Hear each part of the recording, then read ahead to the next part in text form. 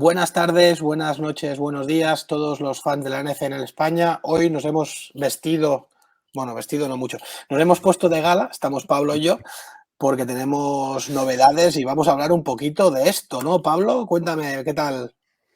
Muy bien, pues sí, hoy la NFL ha anunciado que su nueva iniciativa, la International HMA, y dos equipos de la NFL, los Miami Dolphins y los Chicago Bears, han seleccionado a España como uno de los mercados fuera de Estados Unidos sobre el que quieren tener derecho preferencial. Sí, tendremos tiempo para hablar con nuestros colaboradores de Dolphins y de Chicago Bears para ver cómo ha sentado la noticia un poquito, pero como primer contacto, tenemos un contacto inmejorable, ¿no? Tenemos entrevista programada ahora de aquí un ratito con alguien de la NFL y que nos va a poder asesorar bien en este sentido, ¿no, Pablo? Sí, bueno, vamos a hablar con Henry Hudson, que es el vicepresidente de Marketing Internacional y de Desarrollo de los Fans para la NFL. Bueno, básicamente es una persona que ha estado presente en todo este proceso desde que se inició y que nos va a poder explicar bien despacio en qué consiste, qué implica esto para los seguidores de estos equipos en España, qué implica para los seguidores de la NFL en España en general y yo creo que va a ser una entrevista sumamente interesante. Bueno, pues como tú te arrancas más en inglés más rápido, te voy a dejar la voz cantante al principio, al menos, ¿vale? Para que me ponga un poco en contexto, ¿vale? Y nada, que se quede todo el mundo aquí, estaremos Pablo y yo. Ahora cuando chico pues dé el ok, pues vamos a con él. Te dejo yo todo el mando, ¿vale, Pablo? Genial, y vamos a intentar hacerlo de una manera profesional, sin hablar mucho de nuestros equipos, ¿no? Nada, cero. Sin meternos el uno con el otro. Hoy al tema. Hoy serios. Venga, va, os dejamos con la entrevista, disfrutarla. Hasta ahora. Hasta ahora. Well, hello, I'm Pablo from Spanish Bowl. You can find me at Skites on Twitter. And today we are very excited with an interview that we're going to be doing. We have Henry Hudson. He's the Vice President of International Marketing and Fan Development for the NFL. And he joins us from Los Angeles, I believe. That's right, yeah. Okay, well, welcome, Henry. We're very, very happy to be able to talk to you. Well, thank you very much for having me. It's really good to meet you guys. I'm going, Pablo. Yeah, Sergi, you wanna go first, Sergi? Yeah, I'm gonna first. Okay. With the first question, it's easy for us. It's just let the Spanish people know a little bit who are you, how you started in NFL Europe. It was I think the era with the Barcelona Dragons in Spain. What can you tell us about that time there? Do you have any memories of the Dragons or something? Yeah, I started with the NFL kind of way back when NFL Europe was around. Had previously fallen in love with American football and with the NFL and everything around it, and so was very lucky to get the opportunity to work for NFL Europe. I essentially did an internship with the league, and then got a chance to get a permanent job when I finished in college. I was born and raised in the UK, so was based out of the NFL's London office, which at that time was also the headquarters of NFL Europe. And you're right, yeah, at that time the Barcelona Dragons were part of NFL Europe, and really it was exciting to see kind of how the sport was growing in those markets in Spain, in Germany, etc. Subsequently, as you know, going over history, I'm sure you guys and your fans know, but obviously NFL Europe didn't continue, and instead the NFL sort of went on a path of looking to play regular season games in different markets, with the UK, at least to start with, being the focus of those. Subsequently expanded to Mexico, and then, as you guys are probably well aware, looking to do that in Germany next year. Which is really exciting as well. So have seen a fair amount of evolution of how the sport has been developed internationally, and I'm really lucky to have had an opportunity to play a part in that. But I guess, fundamentally at the bottom of it all is the fact that I'm a fan of the sport, that grew up in Europe, and that, you know, one was passionate about sort of spreading the word and trying to get more people involved in the NFL and to follow and see what it was that I'd fallen in love with. Yeah, very good. Just a quick question. This past season marked the first season of the new ELF, the European League of Football, which also features again the Barcelona Dragons. We're again in Spain. That's the team that we're happy we root for. It's our team. Is the NFL monitoring this league at all? I mean, yeah, we're monitoring it in that they came to us early on in the process and said that they were looking to use the names and rights around those teams from NFL Europe, and certainly made sense to us that those got used if that was going to help grow the sport. I think, broadly speaking, we recognize that people playing American football in Europe or the rest of the world, and then fans following the game, is great for the NFL as a whole. So to the extent that we can help support in that way, and in this case, bring some fans of those former NFL Europe teams to this new league, I think it's great, because ultimately what that's going to do is drive interest in football generally, and then get people watching and following and engaging with the NFL. Okay. Back a little bit to your beginnings. Okay. After the NFL Europe has to shut down, I think NFL has rescheduled or have gone to the idea to host games. No, we begin with London. We interviewed Alistair Kirkwood a few months ago, who was one of the most important people in that launching. How did you guys make it happen, or how? I think you're British, so you're not. But you were there, so I don't know. I was there, yeah. I mean, when you say you guys, it is definitely Alistair's vision. And Alistair at the time was my boss, and you know, I'm proud to have say that I worked for him and got the opportunity to learn from him and from his vision and leadership. Alistair came up with the bold idea of you know, could we host a game in the UK? And it seemed kind of, you know, crazy at the time, but he helped bring that to life. He helped make it happen, and ultimately, you know, as a small team, relatively small team at the time, we were able to you know, coordinate and work with the NFL to make his vision come to life, and then actually put on that game, and then grow it from 1 game to 2 games to 3 games to 4 games, and you know, everything that you guys have seen now. So it involved a lot of kind of selling back to the NFL in the US what we believed the opportunity was at the time for the NFL's growth in the UK specifically, but I guess, you know, globally, you know, with that as a blueprint. Again, it seemed fanciful when we threw the idea out there, but if you look at where we are now, and you know, all of the things that have happened since then, I guess to some extent they're rooted in someone, you know, Alistair having that vision, and then someone saying, okay, well, let's give it a try.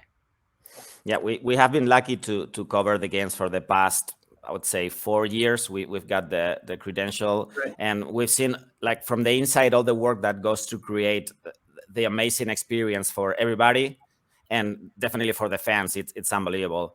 And clearly the majority of the fans that you run into in London during those days are from the UK, from Ireland, but you run into people from all over Europe. That's right. Huge NFL fans. What percentage would you say of fans are from outside UK and Ireland? What percentage of people that go to those games are from the rest of Europe? In broad terms, not as a number, but what could you tell us? Yeah, look, I mean, we've done work on that, and that, to some extent as well has guided the mission of then, could we bring a game to Germany? So I think at its most, and it really, it's obviously somewhat club dependent and matchup dependent, but somewhere between 7 and 10% typically is from Germany. I would imagine there's a smaller scale, whether it comes to Spain or the Nordics or Netherlands or whatever, France. Certainly not at that level, but as including yourselves, people that are attending from all kinds of other countries. So yeah, we recognize that the games in London are kind of a magnet to bring football fans from all over the continent together, and I think that's one of the opportunities that then will come out of playing a game in Germany as well, is that it'll be another chance for fans from the UK to make that trip to Germany rather than the other way around, but also probably easier from Spain or from Italy or from France to go to a game in Germany too. Sure. Okay. Let's move to the big news of the day, the international home market area. IHMA. No? Today we have some teams have been awarded across the international markets. We can see here this allows to build some commercial markets and develop a strategy to acquire fans, and I think something about fan engagement also, and at least for the next 5 years. We have different countries. We have 9 teams in Mexico, 6 in the UK, 4 in Germany, 2 in Spain, in Canada, which we are very happy about it, and Dolphins and Bears fans, the ones who the most. Okay, what this initiative imply in terms of the NFL? I think is your area of expertise in this case is your area. So can you tell us something about what implies all of that, this wall map? If there's another wave coming in spring or something like that, how will work roughly, a little bit roughly, Henry? Yeah, no, I can speak to that. So I think, look, the goal is that the NFL, obviously, it's part of my team, and then the teams that are in the various different territory offices that we have around the world, obviously trying to grow the NFL's fan base, but have limited resource, budget, etc. to do that. The opportunity, I think, is here that then with the teams and their kind of ability to start marketing themselves and grow their own fan bases in partnership with the NFL, we're kind of, we're increasing the number of people that are working on trying to grow the sport and grow fans of the NFL. And, it's very clear, a lot of the research we do, but I would say, just fairly obvious to anyone who is actually a fan of the NFL, you don't necessarily fall in love with the NFL. Sure. You fall in love with your favorite team, and that leads you into the NFL. So marketing the NFL without the clubs as involved as they can be here is I think is fantastic, and is only going to make us stronger and better at what we do.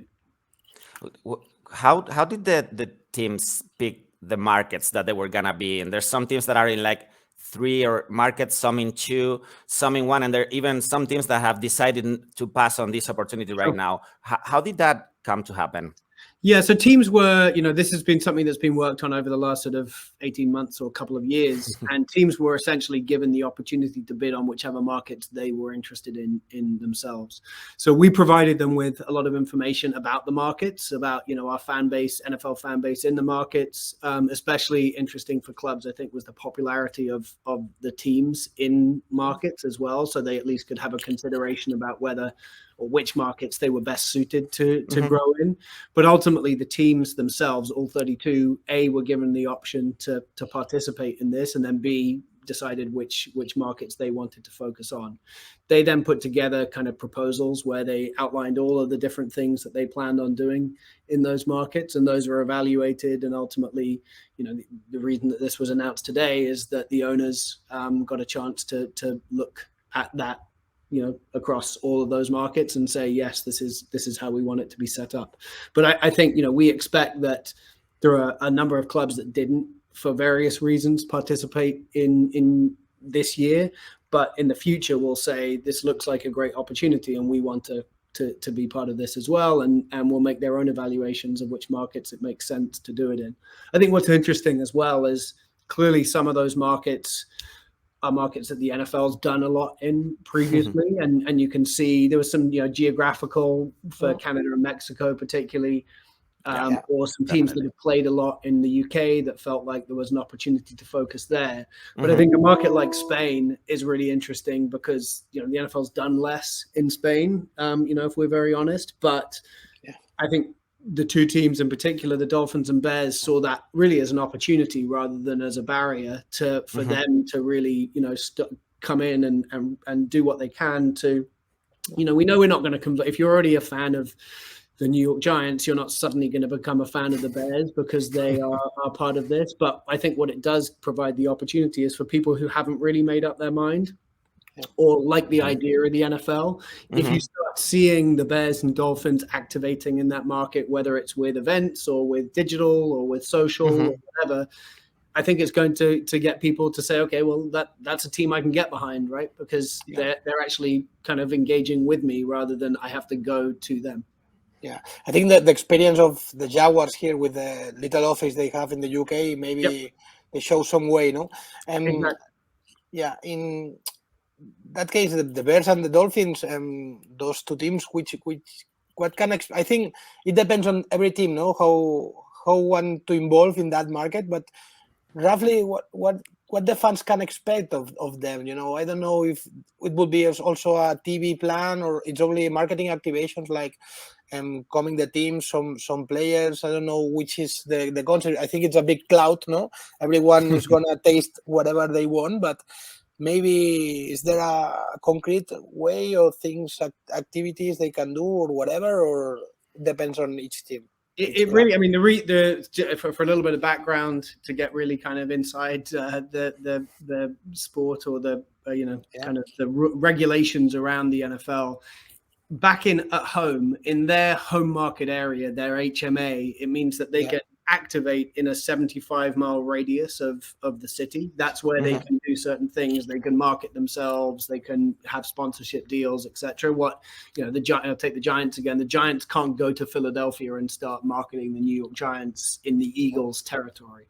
So really what we're doing is replicating, for the most part, what they can do in that radius of their home city and allow them to do that in Spain in this case. Oh, that's good. What they choose to do is then up to them. So, I would think that, I know that most of these teams are sort of staging and staggering their approach. And so year one may be very much a digital effort, and they're really going to focus on how do we create content for fans in Spain? How do we, start building a database so that we can market to Bears or Dolphins fans in Spain? Maybe hold a Super Bowl event or a draft activity or something like that. But I think then over the years, they will start doing more, and whether that's player visits or football development camps or any of these type of things, opening an online store or even a physical store, all of those things are things that the clubs are contemplating and will kind of roll out over the next 3 to 5 years, I would guess. Yeah, we're like very active in Twitter, and we've seen that the Dolphins have already created an account for the Dolphins Spain in Spanish, and it's already an official account of them. So that's a beginning, and it just was announced. Like, I know it's been in the plans for the past couple of years, but it just been announced, and they already have that account. So digitally, it's something that's very easy to get people on board. And again, in Spain, we're very excited to have been chosen by two teams, because that shows that the teams see an opportunity in our country, and the growth. It's a big growth for Spain. With the following of NFL has been growing exponentially year by year, and we can definitely see that from our end, and we're happy to see that the league is seeing that also. Yeah, no, I mean, we can definitely see it. The teams definitely saw it. And as I say, they see the opportunity to get into a market which maybe is a little bit less developed by the NFL, but that we collectively, the teams and the NFL, see as a true growth market over the next 5 to 10 years, where we hope that perhaps we can get to the same level where we started focusing on Germany about 5 to 10 years ago. and we're able to build it into a market that obviously now is going to be hosting games in the future.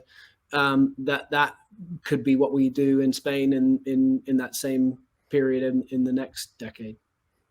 Okay. And now you're talking about Germany. The NFL, well, they chose 3 finalists for the cities that are possibly going to be hosting a city, which were Düsseldorf and Munich and Frankfurt.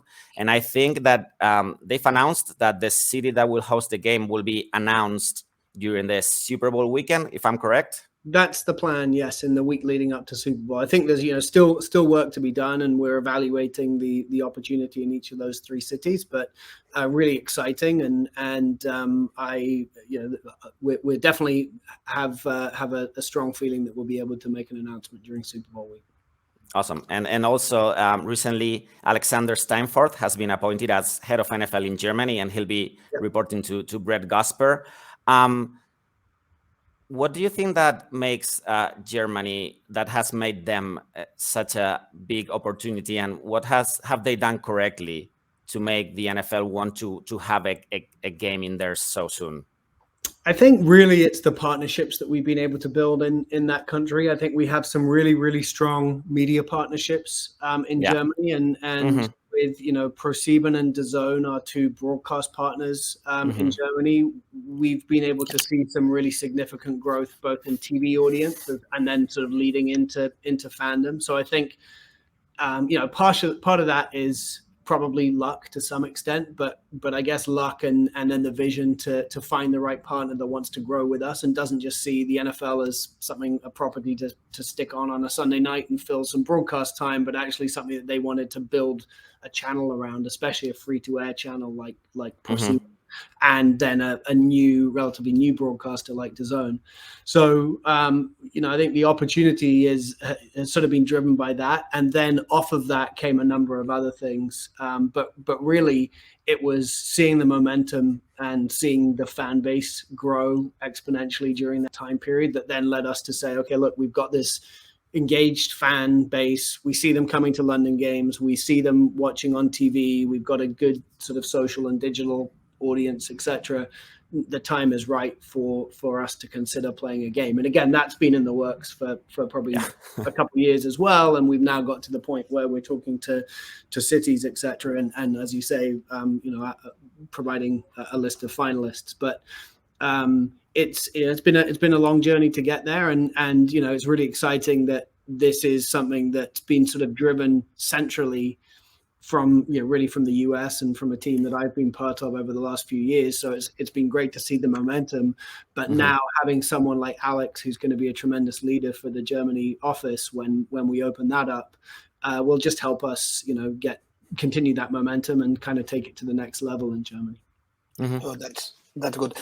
Let's do a follow-up question. When Real Madrid unveiled the new stadium, his president Florentino Perez made sure that there was an image of the NFL on the Estadio Santiago Bernabéu, no? So the question is clear. When you tell us, or I don't know, it's not your idea, but Santiago Bernabéu is close to have this image in an NFL game. Can be a possibility.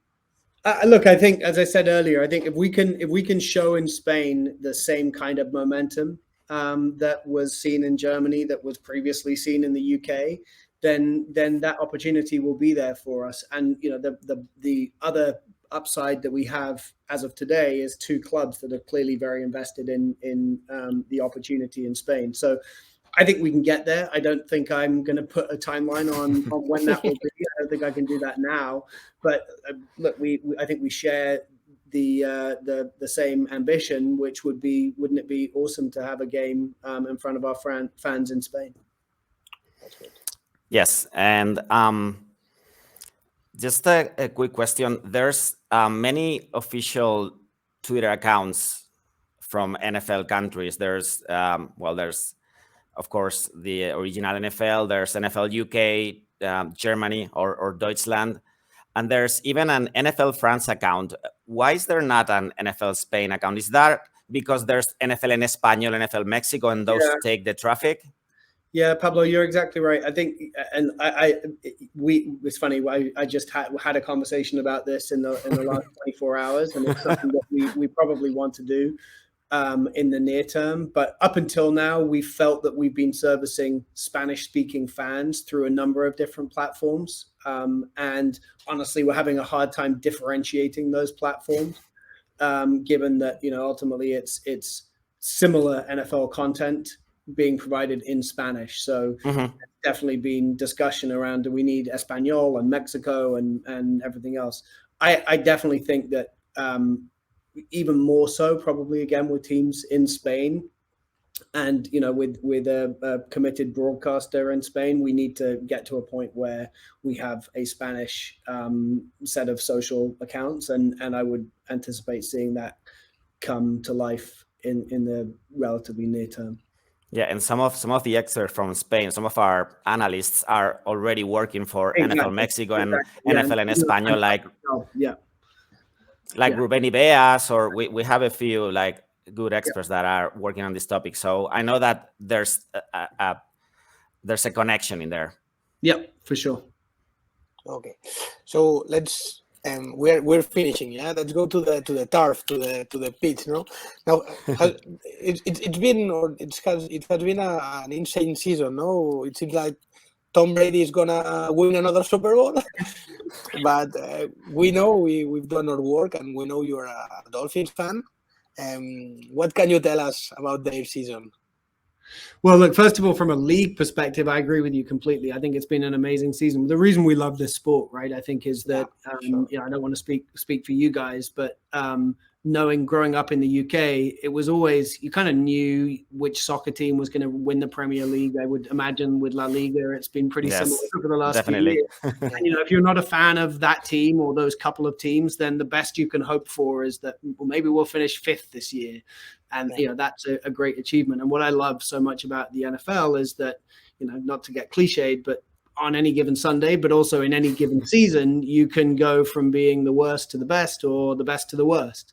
And I think this season, you've kind of seen that even more in that, the teams that we thought were the best teams a month ago are struggling now, and the teams that we thought were out of it a month ago are playing well now, which I guess leads me on to the Dolphins, where they lost 7 in a row and are now on a really healthy winning streak and have, I don't know, probably shouldn't say it out loud because I'll curse it, but have what looks like a relatively smooth path through the end of the season, and could even overcome that 7-game losing streak and sneak into the postseason as a wildcard team. So I'm excited definitely about the team and sort of where they're headed. I'm a huge fan of Tua. I know not everyone's in the same camp, but I think he can be a really good quarterback, and I think he's shown some of that over the last few weeks. So that's exciting for me as well. But I think ultimately, as an NFL employee, I'm kind of I'm just excited about how great the season's been. I've been really lucky actually this year, probably more than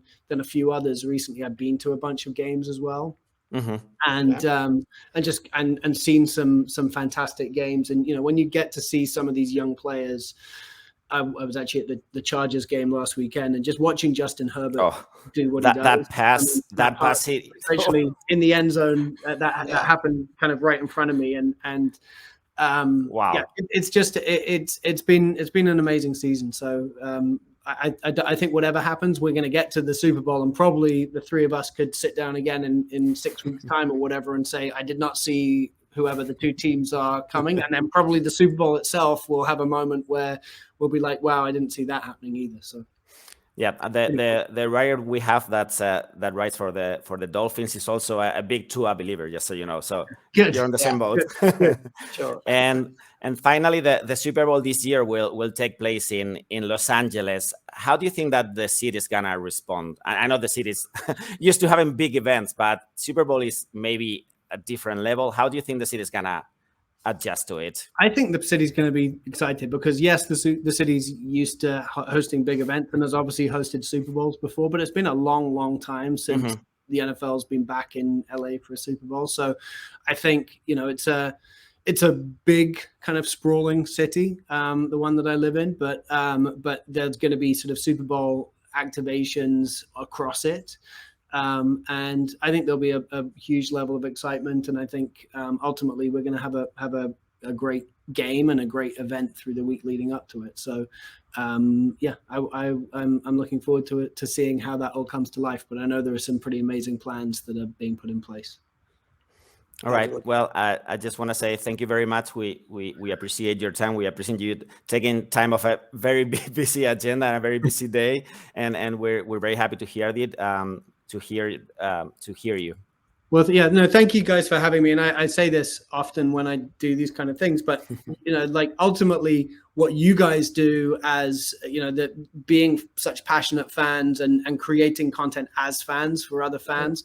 That's really what drives the growth of the NFL internationally. So I always like to come and talk to people like yourselves or the team, in Ireland. I don't know if you're aware of those guys, but they're very, very nice awesome, fellas. right? Because what you guys do is exactly what what we're trying to do, which is grow the fan base and then kind of create the people who are going to go out there and be the spokespeople for the NFL and for football fandom as well. So thank you for everything you guys do, and please keep on doing it because it helps everyone. Thank you. And off the record, we're here for whatever you want, so it's okay. Yes, if you guys need to create the new NFL Spain, maybe you should go with an account that has some experience. Maybe we should. We'll be in touch for sure. And for you to know, Pablo is a huge Panthers fan, and I'm a Saints fan. So okay, I got the Saints thing from your handle there. I don't necessarily have got the Panthers from. Pablo made me put it. It's not on me, but it's okay. So thank you so much. It's a pleasure and an honor to have you here, and also with your background, you begin as a fan, as you told us. So most people of us in the Spanish world has your figure also as an inspiration or whatever. Henry? Yeah. No, I realize I'm very lucky to have had the opportunity to do what I'm doing as a someone who, as you say, who grew up as a fan in Europe. Okay. Thank you. Thank you very much.